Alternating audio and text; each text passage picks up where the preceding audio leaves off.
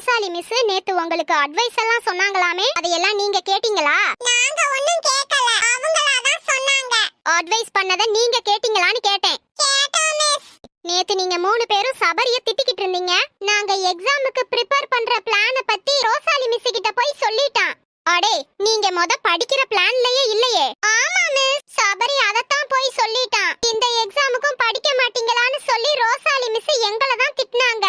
அதனால தான் நாங்க அவனை போய் திட்டினோம். படிக்கிறத தவிர மத்த எல்லாத்தையும் பண்ணுங்க.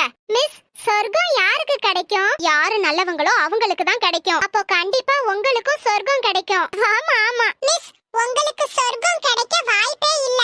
ஏன் எனக்கு கிடைக்காது? நான் எவ்வளவு நல்லவளா வாழ்றேன் தெரியுமா? அதனால தான் கிடைக்காதுன்னு சொன்னேன். புரியலையே. நீ